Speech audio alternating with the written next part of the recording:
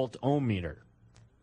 In addition to those tools, you'll need the following to replace a TPS on a carbureted GM vehicle: a 3/32 drift punch, a hammer, a 5/64 drill bit, an electric drill, a number 8 sheet metal screw, a hex key wrench set, a tube of thread locker, a needle nose pliers, and a TPS adjusting tool. To prevent getting burned and to make the job easier, always begin repairs on a cool engine. The first step whenever working on the electrical system is to turn off all electrical accessories, including the ignition key. The first type of TPS we will replace is on a carbureted GM vehicle. Remove the air cleaner assembly to gain access to the carburetor where the TPS is located. Disconnect the MC solenoid and TPS electrical connectors from the carburetor. Disconnect the upper choke lever from the end of the choke shaft by removing the retaining screw. Remove the lever from the choke rod by rotating it until it disengages from the rod.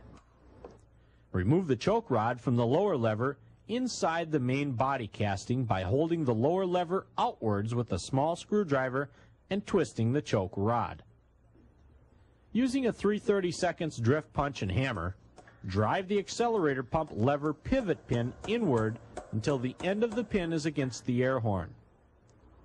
Lay the pump lever off to the side and out of the way, and using a needle nose pliers, remove the TPS plunger. Using a needle nose pliers, remove the vacuum hose from the choke pull-off. Now, remove the 2 front carburetor mounting bolts with the ratchet wrench and socket. Unscrew the center mounting stud for the air cleaner. Remove the air horn to main body screws.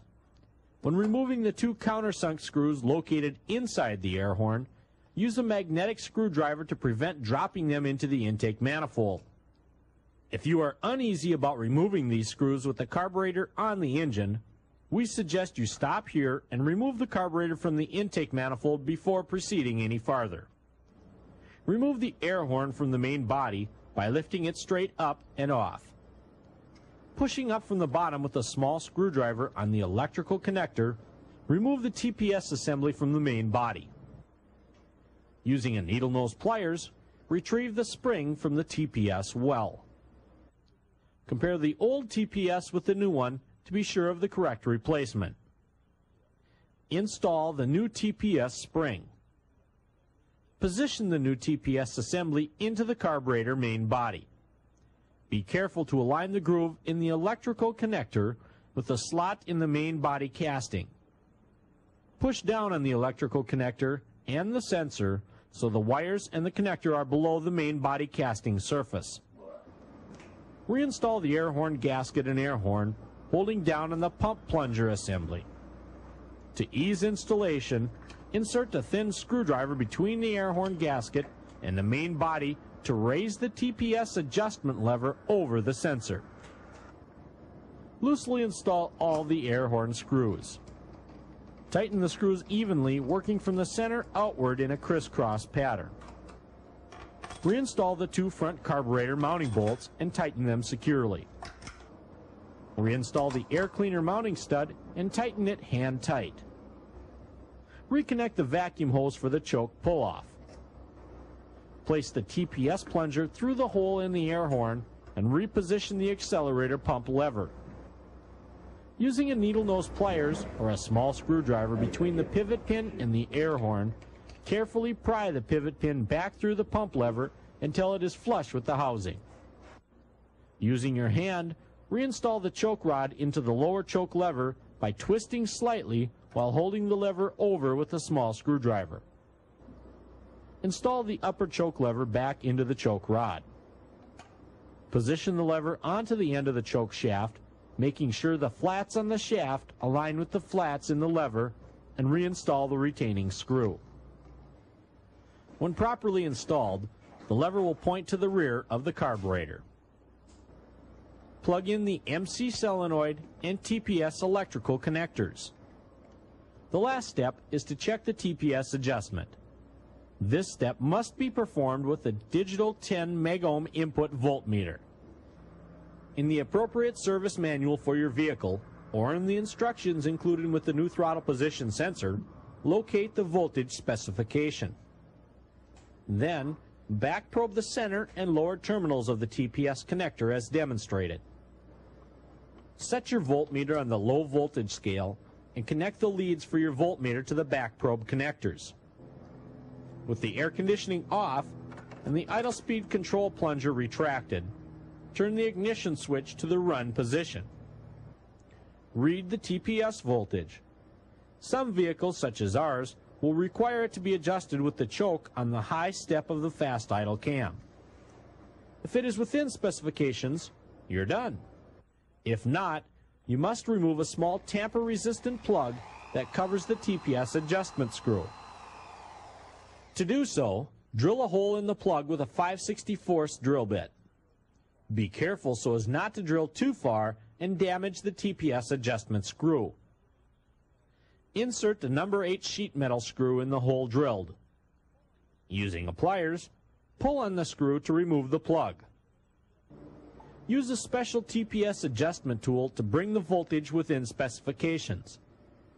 On our vehicle, the specification is 0.97 volts on the high step of the fast idle cam. Always make sure your final adjustment is made by turning the screw in a clockwise motion. Once adjusted, place a drop of thread locking compound in the adjustment hole and reinstall the new tamper-resistant plug supplied with the new TPS until it is flush with the boss on the carburetor. Remove your voltmeter and back probe pins and you're done. To replace a throttle position sensor that is located in the carburetor, begin by turning off all the accessories including the ignition switch. Remove the air cleaner assembly.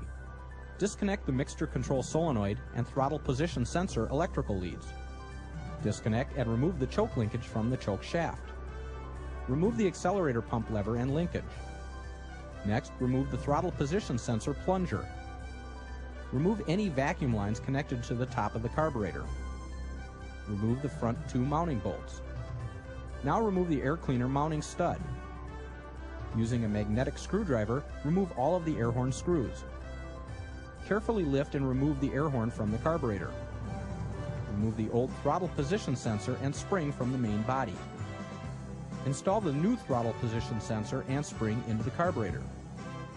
Install a new air horn gasket and reinstall the air horn. Start all of the air horn screws and tighten by following the tightening sequence found in a Haynes manual. Reinstall and tighten the 2 front mounting bolts. Thread the air cleaner stud back into the carburetor. Reconnect all vacuum hoses. Next, reinstall the throttle position sensor plunger and accelerator pump lever. Reinstall the choke linkage, making sure the choke lever points to the rear of the carburetor. Reconnect the mixture control solenoid and throttle position sensor electrical leads. Lastly, snap the throttle a couple of times and check the setting of the sensor with a digital voltmeter. Refer to a Haynes manual for the specific adjustment procedures for your vehicle.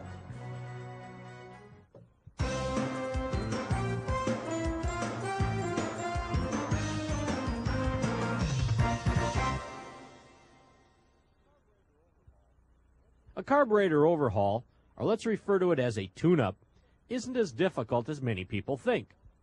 The tools you will need to perform a typical carburetor tune-up include a 3/8 drive socket set, a set of combination wrenches, a set of screwdrivers, pliers including a standard and needle nose type, the correct size of flare nut wrench, usually 9/16 or 5/8, some masking tape and a marker, and for final adjustments, a hand vacuum pump, a vacuum gauge, and a tacked wall meter. For cleaning, we suggest having a can of aerosol carburetor spray, a bucket of carburetor cleaner to soak the parts in, and a source or air pressure for blowing out clogged passages. In addition to the new carb tune-up kit, we suggest installing a new float assembly, choke pull-off, and choke thermostat. Now is also a good time to install a clean fuel filter, air filter, and PC